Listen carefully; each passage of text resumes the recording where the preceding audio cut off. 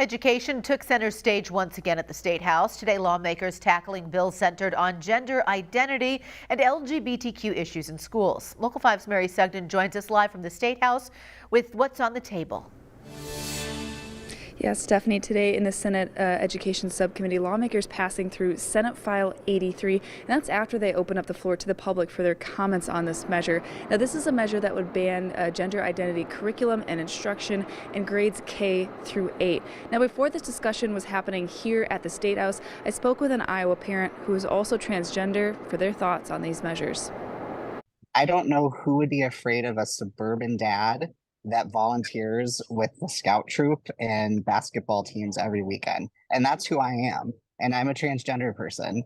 Christian Mall is a transgender man. He and his wife have a 12-year-old who he says is gender fluid. He believes the rhetoric of bills like Senate File 83 send a message to transgender and gender nonconforming youth that they shouldn't exist. For Iowa, over 50% of our transgender and gender nonconforming youth have seriously contemplated suicide in the past year.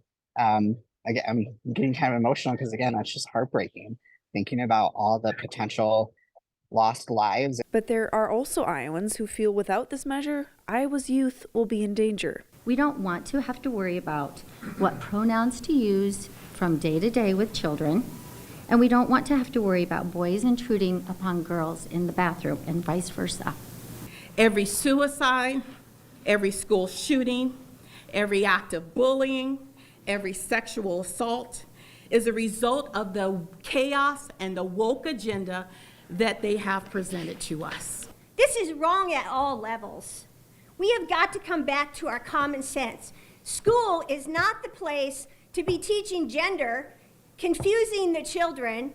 But Christian feels this bill will prevent his student from being honest about their life. This would censor my child's ability to talk about me as their parent and also themselves now. You know, they're 12, they're in middle school. Middle schoolers talk about their identities.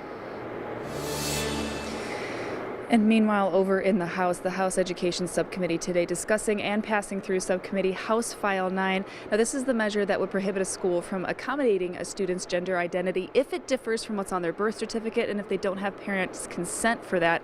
And it also prohibits a teacher or a counselor from keeping the gender identity or their plans to transition from the parents. Both of these measures now passing out of subcommittee go to the full committee for their consideration. Live at the State House, Mary Sugden, Local 5 News. Stephanie, back to you.